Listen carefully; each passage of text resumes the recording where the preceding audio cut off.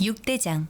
신선한 양지, 건강한 대파, 오래 끓인 사골 육수.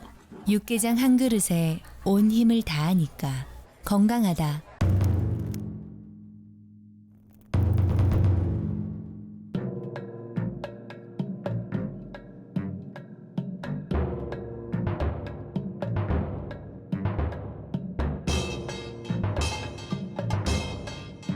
육개장은 육대장. 여러분 곁에 라디오 서울이 함께합니다. 강혜신의 오늘의 미국.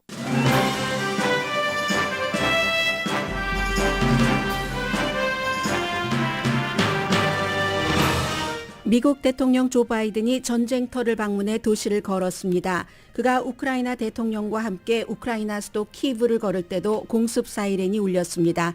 바이든 대통령은 우크라이나를 방어하겠다고 약속하면서 5억 달러 추가 지원도 밝혔습니다.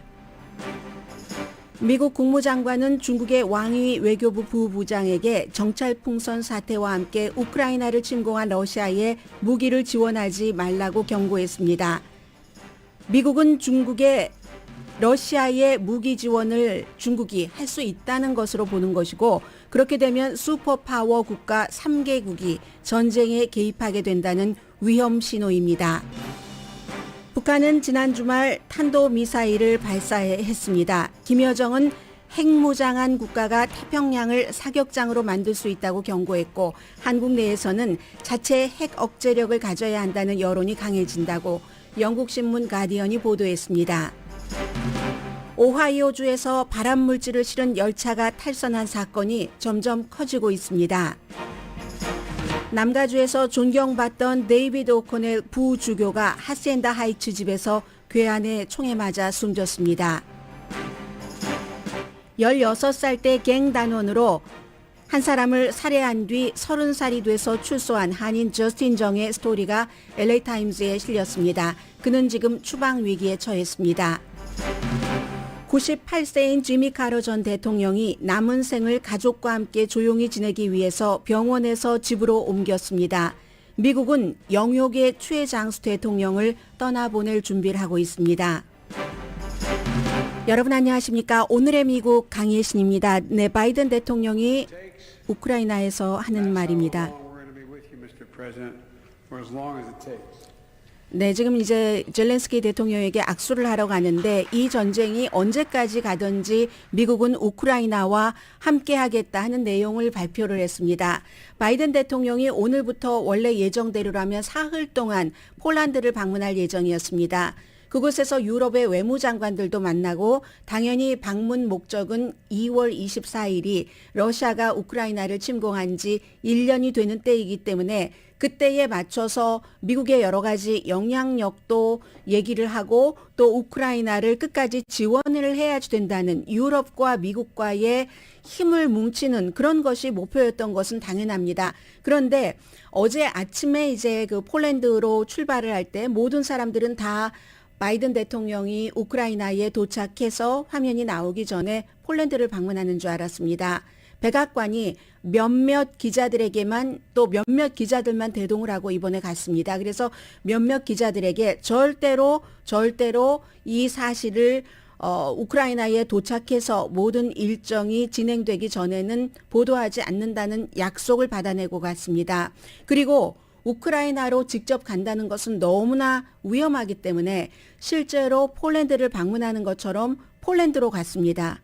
폴란드에 가서 폴란드 국경에서 10시간이나 기차를 타고 다시 우크라이나에 도착을 했습니다. 미국 대통령이 아무리 그 델라웨어와 워싱턴 DC를 고속 열차를 타고 출퇴근을 했었겠죠. 상원 의원 시절에. 그랬다 하더라도 10시간을 열차를 타고 전쟁터를 간다는 것은 미국이 직접 치르고 있는 전쟁도 아니잖아요. 말하자면 대리전인데 이런 일은 역사상 없는 일입니다. 그래서 젤렌스키 대통령이 얘기한 것이, 미국의 대통령의 지금 이 순간의 방문은 가장 역사적이고 가장 시의적절하고 가장 용감하다 하고 말을 했습니다. 젤렌스키 And this is really the most important. 네, 이제 영어로 통역을 하는 겁니다. 젤렌스키 대통령이 보통 세계 다른 나라의 국민들에게 얘기를 할 때는 영어로 말하지만 자국민들에게 하는 것이기 때문에 역시 그 우크라이나의 여러 가지를 지켜야지 되기 때문에 이제 본국의 언어로 얘기를 했고 영어로 이렇게 번역을 했습니다. 말씀드린 그대로였고 우크라이나 대통령이 우크라이나 역사상 가장 중요한 방문이다라고 얘기한 것뿐만이 아니라 그 광장에 대통령궁 이제 바라보이고 하는 그 광장에 어떤 그 동판 같은 것을 딱 이 바이든 대통령이 지금까지 했었던 일들 여러 가지를 상징하는 동판을 그곳에 새긴 것도 이제 보여줬습니다. 그래서 이제 한 10분 정도였다고 할까요? 그 여러 가지 그 절차가 물론 뭐 보여주지 않은 것도 있지만 먼저 키브 길에 5분 정도를 머물렀는데 굉장히 경비가 삼엄했습니다. 보통 때보다도. 왜냐하면 광장이라는 것은 뻥 뚫려 있는 거잖아요. 제가 지금 말씀드리고 있는 이 이유는 미국 대통령이 공습 사이렌이 그렇게 하루에도 수없이 울리는 그곳을 방문을 했다는 것이 얼마나 그 중요한 많은 것을 담고 있는가 하는 것을 말씀드리고 있는 겁니다. 그 광장에는 호텔도 있고 상업지역도 있고 그리고 이제 뭐 대통령궁으로 연결되는 길이 있고 세인트 마이클 대성당이 있습니다. 세인트 마이클 이 대성당에서 하루 종일 시시때때로 성당의 종이 울리는 게 아니라 성당에서 러시아가 우크라이나 그 키브를 공격할 사인이 있을 때 대피하라는 공습 사이렌을 울리게 돼 있습니다. 그래서 그 성당 안에 들어갔고 밖으로 나왔습니다. 밖으로 나와서 이제 숨진 전사들 전부 벽에 있고 이제 그런 그 전사들에게 헌화도 하고 하는 과정에서도 공습 사이렌이 울렸습니다. 바이든 대통령이 이게 뭐죠?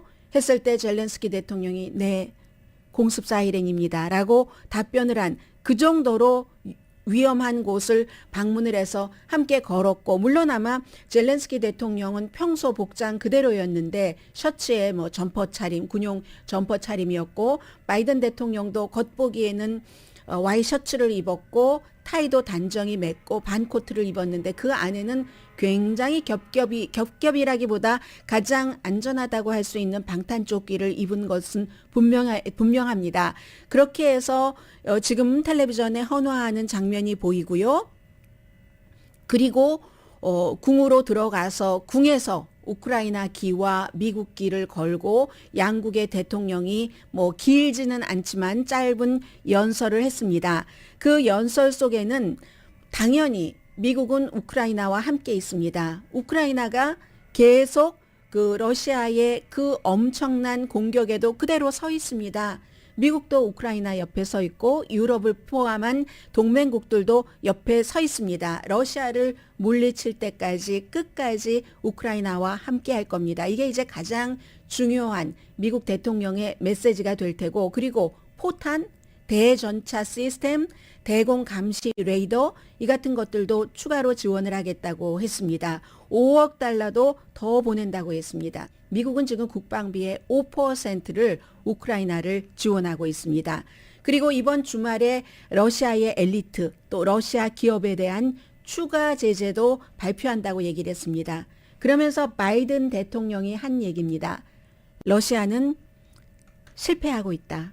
이 전쟁에서 성공하는 것이 아니라 바이든 Putin's war of conquest is failing. Russia's military has lost half its territory it once occupied. 네, 러시아의 군은 한때 우크라이나를 정복했었던 그 땅의 50%를 지금 또 잃어버렸다라고 얘기를 하고 있습니다. 지금 화면에 보면은 우크라이나 퍼스트 레이디도 보이고요. 미국의 질 바이든 여사는 가지 않았습니다. 전쟁터니까요. 그래서 국기가 그 대통령 궁 앞에도 나부끼고 하는데 몇 개월을 준비를 했답니다. 몇 개월을 과연 이 바이든 대통령이 러시아가 우크라이나를 침공한 지 1년이 돼서 우크라이나를 방문을 해야지 되는가 하다가 결정은 금요일에 내렸답니다. 그리고는 일요일에 출발 직전에 몇몇 기자들에게 이것을 얘기하지 말아달라 하고 당부를 했고 미국 기자들은 얘기를 하지 않았습니다. 신문사도 충분히 이해를 했을 겁니다. 방송사도 이해를 했을 테고 이것은 미국의 안보에 관한 것이기도 하고 미국 대통령에 관한 것이기도 하기 때문에 대통령과 백악관과 약속을 한 어느 기자도 특종을 터뜨린다고 그것을 터뜨리지 않았습니다. 그래서 바이든 대통령이 안전하게 우크라이나를 방문을 하고 나서 지금은 이제 폴란드 쪽으로 떠났습니다. 얼마나 경비가 심했냐 하면은 오늘 이제 현지에서 지금 보니까 많이 가진 않았지만 CNN의 특파원도 동행을 하고 있던데요. CNN의 특파원이 아니라 현지의 기자들이 얘기할 때 현지 시간으로 아침 7시에 이제 뭐 어떠한 일이 있다 해서 부름을 받고 가는데 가는 길을 보니까 그 블럭마다 전부 경비가 얼마나 철저하든지 그리고 전체적으로 완전히 뭐 빌딩, 광장 그 주변에 호텔 등등 창문도 못 열게 하고 전부 그 커튼을 닫으라고 하니까 아마 너무나 중요한 외교관이 오는가 보다. 아마 대부분의 이제 우크라이나 사람들은 뭐 외교관이 됐건 뭐 누가 되었건 중요한 사람이 오는가 보다. 그 정도로 생각을 했지만 미국 대통령이 올 것이라고는 생각을 하지 못했습니다. 그래서 지금 우크라이나의 주민들은 미국 대통령이 전쟁터를 미군이 직접 지상군으로 싸우지도 않는데 와준 것에 대해서 너무 감사하고 있고 이것이 우크라이나에 대해서는 너무나 큰 힘이 될 겁니다. Big boy came here. 이렇게 이제 우크라이나 사람들이 영어로 얘기를 하고 있고 굉장한 힘 또 굉장한 위안이 될 것이고 그리고 이제 뭐 미국 대통령이 폴란드에 가서 폴란드가 우크라이나 다음으로 러시아의 공격을 받기 1순위이기 때문에 여러 가지를 의논을 할 테고 그리고 이제 브뤼셀에서 여러 그 외무장관 등등과 함께 앞으로 장기적으로 우크라이나를 어떻게 할 것인가 하는 것을 의논을 하게 됩니다. 유럽연합 외무장관 조셉 보랭이 에스토니아가 이런 걸 제안을 했답니다. 우크라이나에 지원하는 무기를 지금까지는 각 나라가 따로따로 사서 예를 들어 폴란드 같은 나라가 한국에서 무기를 사잖아요. 그래서 본인들이 우크라이나를 지원하고 모자란 그 저장고, 무기 저장고를 채워넣고 미국도 한국에서 사잖아요. 해서 우크라이나를 지원하느라고 비어있던 무기고를 한국의 무기로 채웁니다. 그런데 각 나라에서 무기를 이렇게 구입하는 것보다는 대량으로 함께 공동 구입을 하자. 예를 들어 나토 연합국들이 공동 구입을 하는 것이 훨씬 뭐 그렇잖아요. 홀세일도 많이 구입을 하면은 싸게 쉽게 또 그 여러 가지가 서로 교차하지 않고 단순화될 수 있기 때문에 개별적인 주문보다 훨씬 효율적이기 때문에 지금 이런 것들을 오늘 의논을 한다고 하고요. 우크라이나에서 지금 포탄을 하루에 어느 정도를 쓰고 있냐면은 주변의 작은 나라들에서 1년에 생산하는 그 정도의 포탄을 하루에 쓰고 있습니다. 러시아의 공격에 대해서 방어하기 위해서. 그러니까 이제 오늘 외무장관들이 브뤼셀에서 만나서 여러 가지를 의논을 하고 바이든 대통령이 폴란드 대통령과 만나서 뭐가 좀 나오면 거기서 또 하나를 합쳐지는 건데 이것은 미국의 힘만 보여주는 게 아닙니다. 지금 미국이 우크라이나를 가장 많이 지원을 해서 국방비의 5%를 우크라이나 여러 국방비로 지원을 했으니까요. 그래서 러시아 탱크를 1000대를 망가뜨릴 수 있었습니다. 바이든 대통령이 지나가는 저 스퀘어의 광장에 보니까 우크라이나 군이 완전히 파괴한 러시아의 탱크가 서 있었습니다. 그건 이제 우크라이나 국민들에게 어떤 힘을 주는 것이고 우리가 이기고 있다, 자부심, 계속 애국해야지 된다 하는 것을 보여주는 거잖아요. 그리고 바이든 대통령은 미국의 힘만을 과시하는 게 아니라 미국의 안보에도 이게 우크라이나를 지키느냐 못 지키느냐가 영향이 되는 겁니다.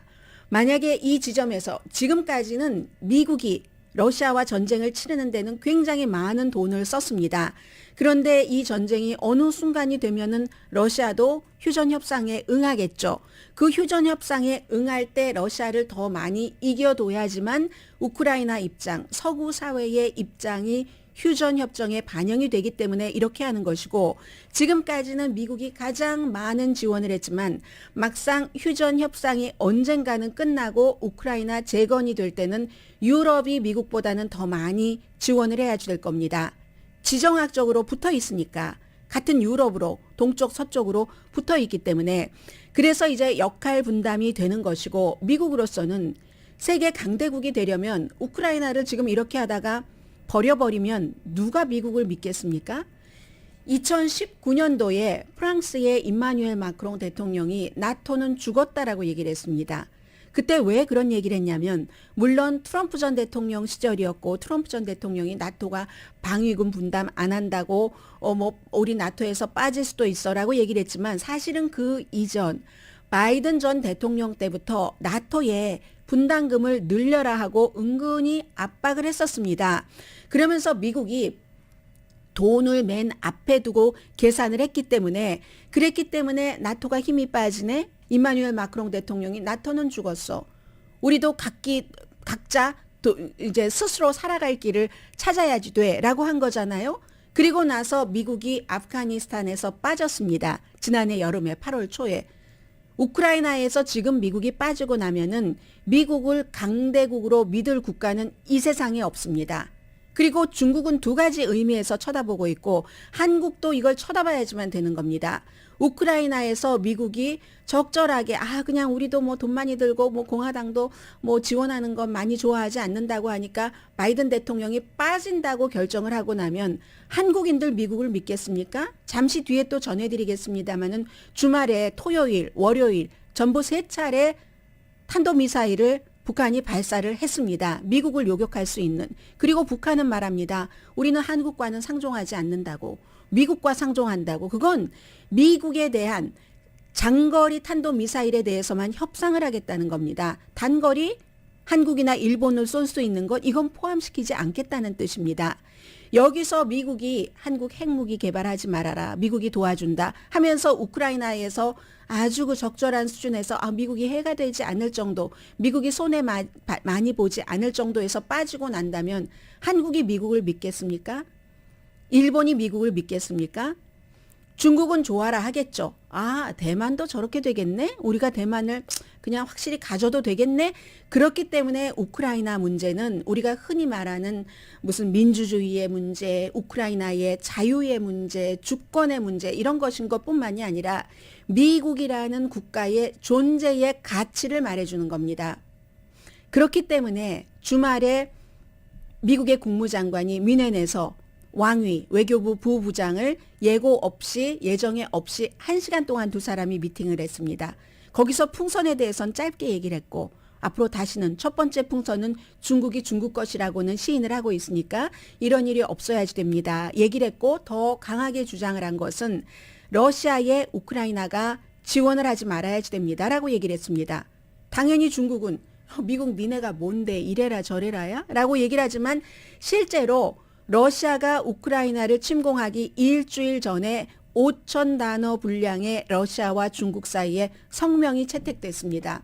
그 성명은 우리는 뭐든지 서로 협조를 한다 했는데 막상 이기는 쪽에 붙지 누가 지는 쪽에 붙습니까? 전쟁에서 가족도 아닌데 해서 러시아가 뭐 지금 바이든 대통령이 얘기를 한 것처럼 러시아는 실패하고 있다고 얘기를 하잖아요. 그런 것을 이렇게 보면서 그 북한이나 이란과는 달리 중국은 조금 뒤로 물러나 있기는 했습니다. 그러니까 미국이 무기를 지원하면 그러면 큰일 날 겁니다 하고 경고를 한 거고 미국이 이 같은 경고를 하는 것은 중국이 우크라이나와 싸우라고 러시아의 무기를 지원할 수도 있다는 것을 감을 잡았기 때문일 겁니다. 만약에 중국이 러시아에 무기를 지원한다면 지금 북한이 하는 것처럼 이란이 하는 것처럼 이란은 뭐 드론 북한도 여러 가지 지원하는 것처럼 하게 된다면 그때는 이게요.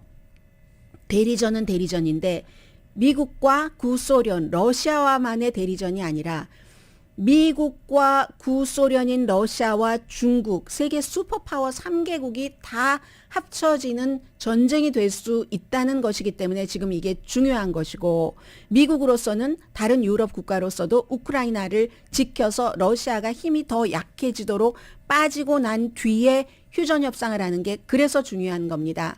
만약에 중국이 러시아에 무기를 지원하면서 러시아, 중국, 북한, 일본이 한편이 돼서 싸우고 그리고 미국, 한국, 유럽 이렇게 그 한편이 돼서 싸우게 된다면 그러면 지금까지 한국전도 부분적으로 대리전이었다고 생각을 하고 있고 아프가니스탄 전쟁, 베트남 전쟁 이런 일들이 일어날 수 없다고도 확언할 수 없기 때문에 미국과 서방 세계는 지금 우크라이나가 어떻게 하든지 러시아보다 훨씬 휴전전의 우위에 있기를 원하는 것이고 중국은 개입하지 말아라라고 경고하는 이런 입장에 오늘이 프레지던트 데이입니다. 대통령의 날에 미국의 바이든 대통령은 전쟁터에 가는 이런 결단을 내리게 된 여러 가지 뒷배경입니다.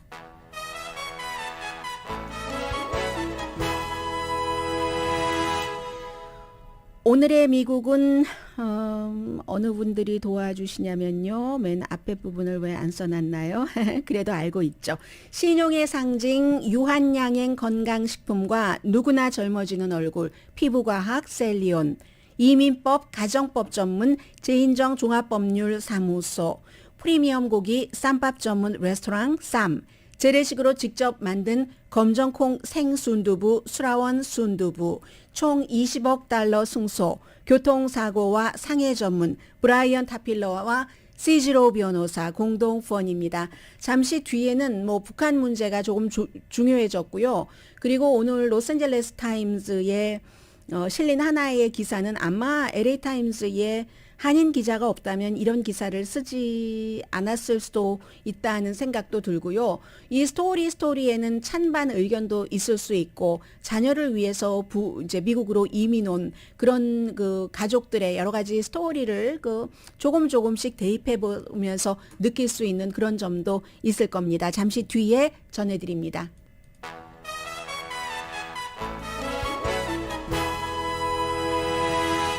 라디오 서울 방송 오늘의 미국 듣고 계십니다. 은행 다니시는 분은 은행 다닌다 하니까 좀 그러네요. 늘 우리가 그렇게 말을 해오는데 직장이 은행이신 분들, 은행원이신 분들은 오늘 쉬시는 분들 많으시겠네요. 프레지던트 데이이기 때문에 오늘 연방 공휴일이긴 합니다만은 연방 공무원이라든가 아니면 대부분은 다 오늘 일을 하고 있죠. 대통령의 날이기 때문에 대통령도 일하는데요. 자, 북한 문제로 조금 말씀드리겠습니다. 북한이 한국 날짜로 하겠습니다. 복잡해서요. 시차 등등이 토요일에 이제 동해를 향해서 일본 배타적 경제 수역에 떨어졌습니다. 장거리 미사일을 발사했습니다. 미사일 발사는 1월 1일 이후에 처음이지만 장거리는 지난해 11월 이후에 3개월 만에 처음입니다. 물론 이제 각도를 이게 틀었기 때문에 이게 미국에 도달하진 않았지만 정상 각도로 하면은 고각도가 아닌 정상 각도로 하면은 미국에 도달할 수 있는 것이고 왜 북한이 이렇게 했냐면 한국이 이번 주 22일 한국 날짜로 이제 미국 국방부와 핵에 관한 그런 대응 훈련을 하고 또 3월 달에도 열 하루 동안 훈련을 합니다. 그것에 대해서 경고를 하고 그렇게 장거리 미사일을 발사를 했더니 바로 다음날 일요일에 한국과 미국이 합동 군사 훈련을 했습니다. 그랬더니 월요일에 다시 북한이 2번 장거리 미사일을 발사를 한 겁니다. 발사를 하고 이번에는 김여정이 계속 얘기를 합니다. 고체는 아니었다고 해요. 처음에 발표했을 때 이게 고체 연령과 왜냐하면 주유하는데 시간도 걸리지 않고 그리고 이제 요격하기도 힘들고 하니까 그런데 액체는 액체였는데 이것도 아주 쉽게 빨리 주유할 수 있는 그런 것이고 그리고 미리 확 준비를 했다가 한 게 아니라 즉각 지시를 해서 즉각 한 것이다 하고 구체적으로 다 얘기를 하거든요. 이제 한국에서 전문가들이 조목조목 반박하는 이게 고체도 아니었다. 미리 다 준비됐었던 거다. 여기에 대해서 우리가 어떻게 했는가 하는 것을 구체적으로 하나하나 발표를 하면서 한미합동 군사훈련을 항상 북한으로서는 도발로 보고 있기 때문에 그런데 이제 이러한 것들은 결국은 똑같습니다. 북한은 초지일관입니다. 핵 개발은 계속된다. 핵 개발은 계속되고 그리고 이제 김주애를 데리고 우표까지 나왔잖아요. 아버지 손잡고 이제 미사일 발사하는 장면 그런 곳에 현장에 있는 것이 이게 대를 이어서 계속된다 하는 것을 얘기를 하고 있는데 지금 이 시점이요. 바이든 대통령이 전쟁터인 우크라이나를 가서 우크라이나 대통령과 우크라이나 국민들께 우리가 최선을 다해서 여러분을 지원을 하겠습니다라고 말하는 이때에 이 소리가 들리겠습니까? 북한은 말하자면 미국과 협상하자고 하는 것인데 미국이 지금 북한과 협상을 할 겨를이 있겠습니까? 미국의 최대 경쟁 국가인 중국과 싸움도 있고 러시아와 지금 싸우고 있는데 이게 굉장히 문제가 되고요. 이제 또 하나는 예전에 제가 여러분들께 한 두세 번 말씀을 드렸는데 판문점에 이 트럼프 전 대통령이 방문을 했었을 때 그때 이제 그 문재인 대통령도 이제 함께 그 참석을 했잖아요. 참석을 하는데 저는 한국 언론이 왜 그 문제를 지적하지 않는지 지금도 의아합니다. 그 당시에 말하자면 트럼프 전 대통령이 어떤 식으로 얘기를 했냐면 뭐 중거리 단거리는 뭐 우리하고 상관없어. 우리는 미국만 지키면 되니까 장거리만 상관이 있어라고 얘기를 할 때 이 문재인 대통령이 바로 옆에서 고개를 끄덕끄덕 했다니까는요. 그걸 maybe 통역이 안 했는지 통역이 안 했을 리가 있겠습니까? 아니면 하도 그때가 역사적인 상황이었기 때문에 문재인 대통령이 별로 생각 없이 이제 좋은 인상, 이 텔레비전 앞에서 정치인들은 너무 중요하기 때문에 그래서 웃었는지는 모르지만 저는 그때 클립도 있고 그때 사진도 그대로 보관을 하고 있습니다. 그게 지금 한국과 북한과 미국에 있어서 북한의 핵 개발에서 가장 중요한 점입니다. 그 점이 미국이 우리는 미국 것만 신경 쓰지 뭐 중거리 단거리 이건 상관없어 라고 얘기를 할 수 있다는 거. 그게 바로 이 점이잖아요. 똑같이 북한이 로스앤젤레스 뉴욕이냐 한국이냐를 딱 겨냥을 한다고 할 때 어디를 선택할 것인가. 미국의 선택은 분명한 것 아니겠습니까? 그리고 동시에 북한, 우크라이나, 다른 또 뭐 이스라엘 문제 이런 문제들이 막 올 때 미국의 군사력을 또 뭐 중국의 대만 이런 게 겹쳐질 리가 별로 없다고 하지만 그렇게 됐을 때 미국이 그럼 할 수 있는 군사적인 능력도 한계가 있는 것이고 어디를 제일 먼저 지키겠습니까? 당연히 미국이죠. 그런 면에서 이 점은 봐야지 된다는 것. 그래서 한국은 항상 북한이 미국과 협상을 한다 할 때는 장거리 미국을 위협하는 것을 거기에 대해서 협상을 하겠다는 뜻이라는 것. 한국이 거기에 들어가지 않는다는 것. 그렇기 때문에 일본이 계속 강조를 하는 거잖아요. 중거리, 단거리도 여기에 포함을 시켜야지 된다고 강력히 일본이 주장하고 있는 점이 그 점입니다. 그 점에 있어서는 한국이 아무리 일본이 미운 점이 있다 할지라도 부분적으로 여러 가지 뭐 스토리들이 있으니까는요. 개인사도 있고 아니면 아주 그 극단적인 그런 그 선동가의 선동에 뭐 세뇌가 되신 분들도 계실 테고 일본을 미워할 수 있는 거 미워하고 받아들일 거 받아들이고 용서할 것 용서하고 같이 가야지 되는 부분은 같이 가야지 되는 게 맞습니다. 특히 미사일 이 부분에 있어서 미국은 대륙간 탄도미사일이고 한국과 일본은 미국과 다른 종류의 미사일입니다. 그리고 북한은 지금 미국을 향해서 미국에 안 쏘겠다 하는 협상을 하겠다는 것이고 한국과 일본을 포함시키는 것 아니거든요. 항상 한국은 이 점을 주의해야지 된다는 점 다시 한번 다 알고 계시지만 이런 때 이제 자꾸만 리마인드를 하는 거고요. 그리고 오늘 로스앤젤레스 타임즈의 기사를 하나를 소개를 해드리겠습니다. 이 기사는 어젯밤에 어제 실렸던데 신문으로서는 아마 여러분들께서 오늘 보실 겁니다. 정박 코리안 아메리칸 기자가 쓴 기사인데 뭐 특히 뭐 오렌지 카운티의 정치인 등 뭐 몇몇 사람들은 이 저스틴 정 씨를 후원하기도 하고 심정적으로라도 하기 때문에 많이 들어서 알고 계시는 부분일 것 같기도 하고 그런데 이제 오늘 한 번쯤은 뭐 전해드릴 필요가 있겠다 싶어서 전해드립니다. 저스틴 정 16살이었습니다. 갱 단원으로 다른 중국의 와칭 갱 멤버인 줄 알고 자동차에 타고 있었던 5명에게 총을 쏴서 한 명은 21살이었는데 당시에 머리에 총을 맞고 숨지고 또 다른 사람 부상당했는데 나중에 알고 보니까 갱 멤버들이 탄 차량이 아니었습니다. 결국은 당시에 16살인데 성인 재판을 해서 84년 징역형을 선고받았습니다. 그게 이제 2006년도에 로렌하이츠에서 있었던 그 사건이고요. 4개월 뒤에 학교에서 이제 뭐 교무실로 와라 해서 체포가 됐거든요. 그런데 결국은 거의 14년을 복역을 하고 감형이 있었기 때문에 제리 브라운 뭐 전 주지사, 게빈 뉴섬 주지사는 여기에 대해서 뭐 끝까지 해야지 된다 했는데 판사가 거부를 해서 결국은 14년 정도를 채우고 나서 즉시 석방이 됐습니다. 석방됐는데 16살 때 있었던 일이기 때문에 추방이 돼야지 되는 거예요. 영주권을 신청할 자격이 없는 겁니다. 살인 혐의로 84년 징역형을 받았었기 때문에.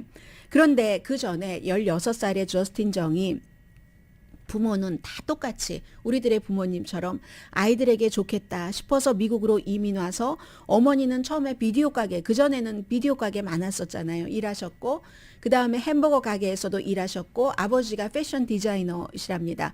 해서 결국은 돈을 조금 모으고 해서 다운타운의 패션 디스트릭에서 일하게 됐는데 두 분이 같이 아버지는 2016년도에 돌아가셨고 아버지와 이제 이 저스틴 정이 지금 추방당하기 싫기 때문에 틱톡 같은데 본인의 스토리를 올리는 겁니다. 아버지가 면회 오셨을 때 살아생전에 2016년도에 숨지셨습니다. 그런 것. 어머니와 이제 석방이 되고 나서 처음으로 무슨 뭐 크리스마스라든가 이런 것을 기념하고 진저브레드도 만들고 하는 것도 하면서 내가 14년을 복역했다 한들 내가 살해한 그 청년을 되돌릴 수 없었지만 그 청년도 뭐 부동산 시험을 보기 한 달 전이라고 하던가요. 그 다음날 시험을 본다고 하던가요. 시험을 보고 하루 지난 날이라고 하던가요. 아무튼 서로 이제 친구가 됐을 수도 있는 그런 나이라고 이제 알려주고 있습니다. 아무튼 그래서 이 저스틴 정이 갱 멤버였는데 코리안 보이즈라는 15명밖에 안 됐습니다. 그리고 나서 나중에 다 해체되고 일부는 한국으로 추방되고 했는데 막내 한국말로 그대로 쓰고 있어요. 막내로 불리고 그리고 말이 많이 없었는가 봅니다. 침묵, 사일런스라는 별명을 갖고 있었는데 부모님이 나가서 일하시고 하니까 이 갱 멤버에서 막 고통스럽고 이런 것도 있었지만 그 과정을 멤버 뭐 선서식 같은 것 하고 나서 소속감을 느끼게 됐다는 거죠. 소속감을 느껴서 나도 뭔가를 보여줘야지 되고 그래서 이제 그런 일을 하게 됐는데 1급 살인 혐의로 그때 딱 그 재판 그 과정에서 어머니의 통곡 그리고 다른 갱 멤버의 아버지가 한국말로 그대로 쓰고 있습니다. 로스앤젤레스 타임즈가 힘내, 버텨 이렇게 얘기해서 14년은 버티면서 그 감옥에도 여러 가지 인종적인 것이 있잖아요. 미국에 인종적인 게 없다고 얘기하시는 분들은 잘 모르시는 겁니다. 있어서 그나마 아시아계는 그 감옥에서도 조금 중립적이기 때문에 라틴계가 됐건 백인이 됐건 흑인이 됐건 그들의 헤어를 케어해주는 이발사가 됐습니다. 그리고 밖으로 나와서는 원래 뭐 게임이 아니라 코딩하는 것, 컴퓨터 이런 걸 할까 하다가 내가 오래 했었던 일이 그 일인데 하면서 테크니컬 칼리지 LA 다운타운에 있는 그곳에서 미용사 자격증을 받아서 지금 풀타임 미용사로 일을 하고 있습니다. 추방 절차가 계속되는 거죠.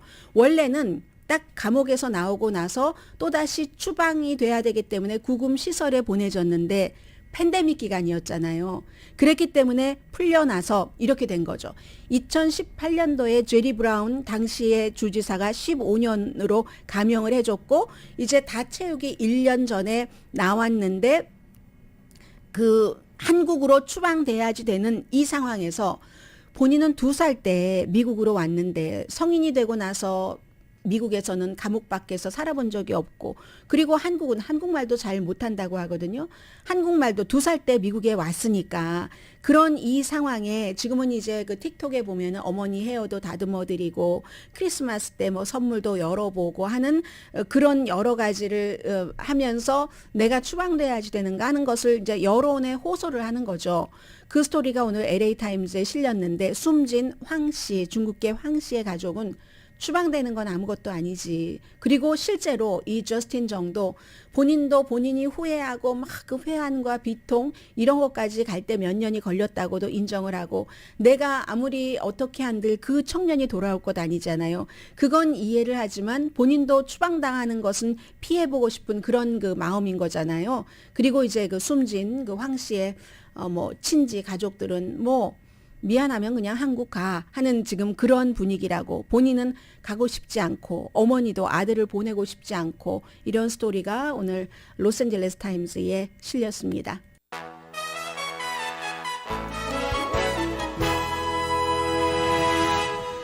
라디오 서울 방송 오늘의 미국 듣고 계십니다. 네, 오늘 아주 즐거운 뉴스보다는 즐겁지 않은 뉴스를 많이 전해드리게 돼서 죄송한데요. 오늘 할러데이이기 때문에 주식시장도 쉽니다. 알고 계시죠? 대통령의 날입니다.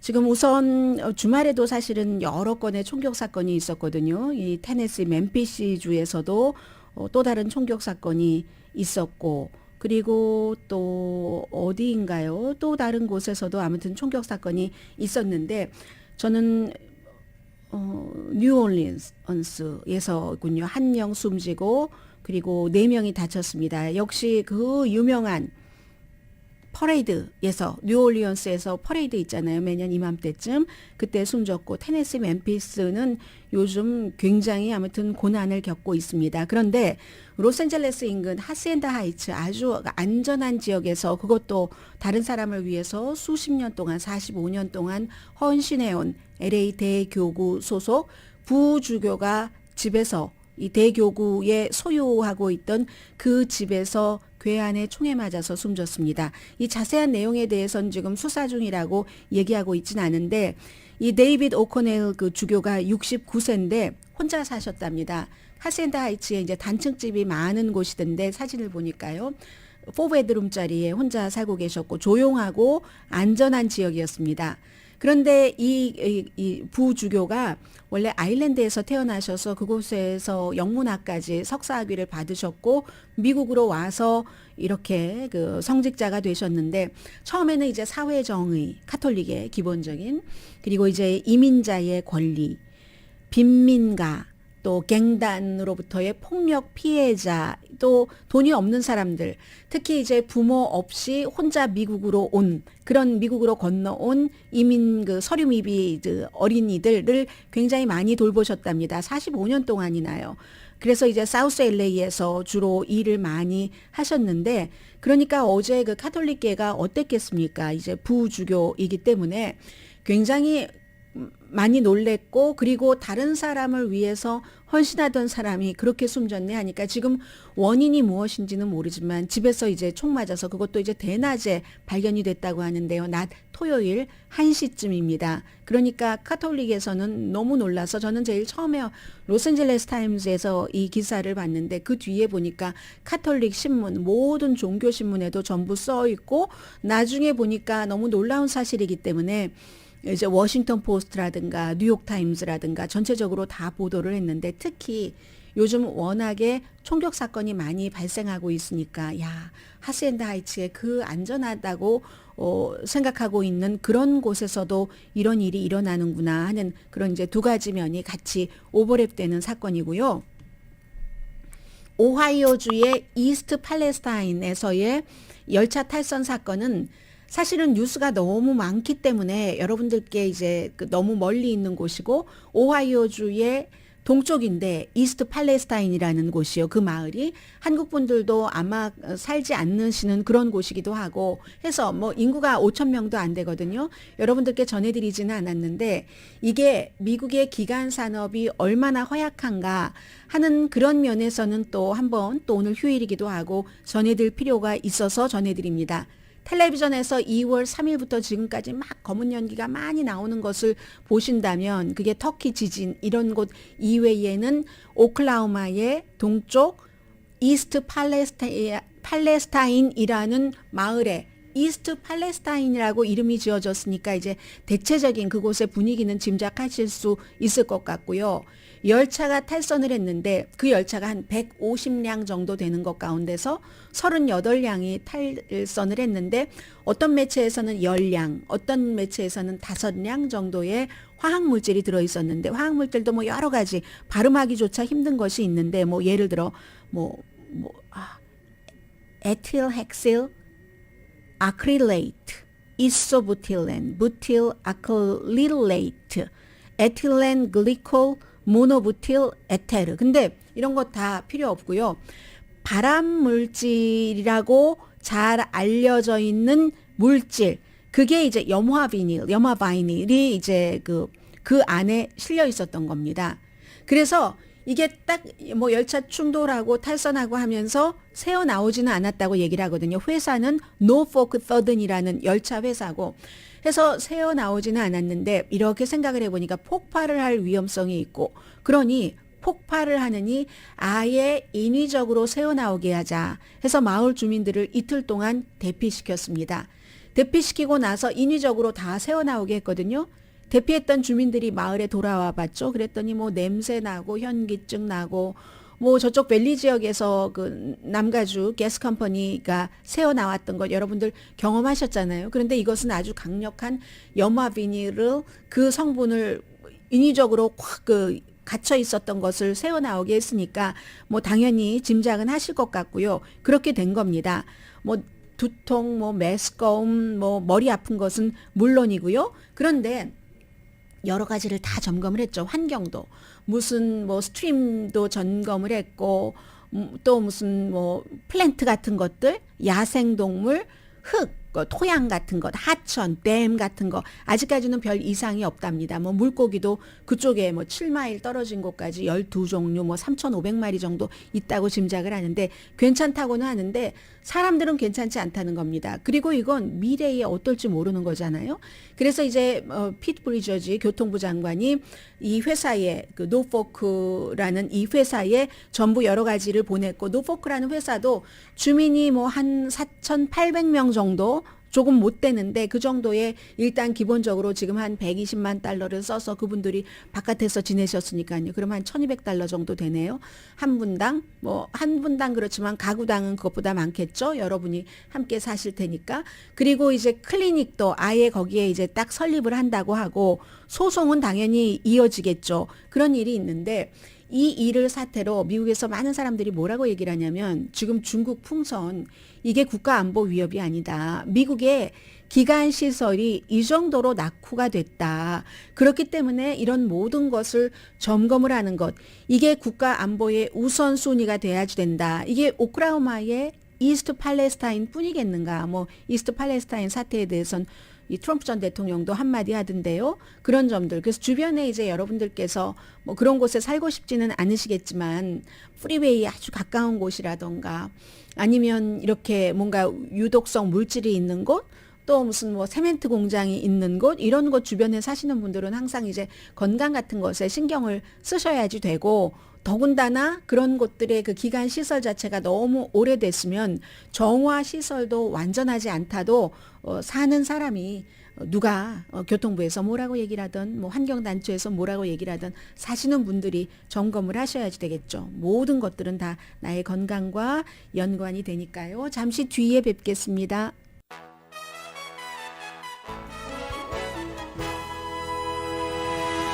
라디오 서울 방송 오늘의 미국 듣고 계십니다. 98세인 지미 카터 전 대통령 39대 미국 대통령입니다. 미국은 지금 그 지미 카터 전 대통령의 마지막을 준비하고 있는 것처럼 보입니다. 주말에 이제 병원에서 집으로 그러니까 이제 더 이상의 의료 치료 같은 것을 하지 않고 호스피스 케어를 받으면서 가족들과 함께 보내겠다 이렇게 결정을 했다는 건데 지금은 이제 카터 재단이 80 몇 년도였죠. 82년인가에 만들어졌는데 그 재단을 손주가 이끌고 있습니다. 그 손주 그 제이슨 카터가 그렇게 얘기를 했고 77년부터 81년까지 단임 대통령이었었죠. 그런데 이제 그동안 최근에 몇 년 동안은 뭐 흑색종 뭐 이런 게 간까지 이제 전이가 되고 해서 치료를 많이 받고 있었는데 1924년도에 유복한 가정에서 태어났습니다. 2차 대전 당시에 해군 사관학교를 갔고 그리고 이제 뭐 그 대전 당시에 해군 장교였는데 나중에 이제 그 조지아주로 돌아와서 땅콩 농장을 했잖아요. 그게 이제 50년대였습니다. 60년대에 조지아주에 살고 계신 분들 주지사 71년도에 하기 전에 주 상원 의원을 했고 76년도에 사실은 뭐 그다지 많이 알려지지는 않았지만 잘 알려지지 않은 조지아의 주지사였지만 리처드 닉슨이 베트남전 이런 것들이 있었고 그 전에 베트남전이 있었고 리처드 닉슨의 여러 가지 게이트 때문에 그 스캔들 여파로 대통령이 됐죠. 나는 워싱턴의 아웃사이더다 하면서 그렇게 해서 제럴드 포드를 물리쳤고 그렇지만 인질극 이란 경제 나쁘고 해서 나중에 뒤에는 또 로널드 레이건에게 패하고 말았습니다. 하이포인트도 있었고 로포인트도 있습니다. 로포인트는 말씀드린 대로 444일 이란에 미국인이 억류돼 있고 나서 그리고는 이란에 막 경제 제재를 하니까 이란도 나중에 인질을 돌려줄 때 카터 때가 아니라 레이건 때 돌려줬잖아요. 그렇지만 78년도에 이집트가 이스라엘을 국가로 인정하는 무슨 캠프 데이비드 협정이라든가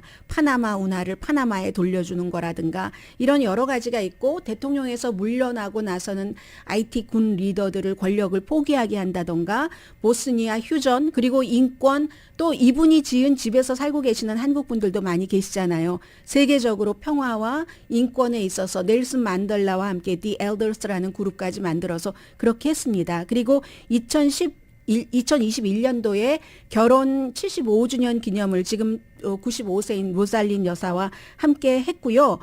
2015년도에 나는 이제 많은 것을 겪었고 두렵지 않다. 신이 나와 함께 하신다. 이런 얘기도 했습니다. 오늘의 미국은 신용의 상징 유한양행 건강식품과 누구나 젊어지는 얼굴 피부과학 셀리온, 이민법 가정법 전문 제인정 종합법률사무소, 프리미엄 고기 쌈밥 전문 레스토랑 쌈, 재래식으로 직접 만든 검정콩 생순두부 수라원 순두부, 총 20억 달러 승소, 교통사고와 상해 전문 브라이언 타필라와 시즈로우 변호사 공동 후원이었습니다. 10시에 좋은 아침, 좋은 하루 방송됩니다. 아니 제가 시간을 잘못 계산을 해서 맞네요. 그런데 지미 카로가 워싱턴 떠나고 나서 본인이 과소평가했던 게 워싱턴의 여러 가지 더러운 면 있잖아요. 파워 브로커, 언론이라든가 로비의 힘을 내가 무시했었다라고 얘기를 하더군요. 강혜신이었습니다.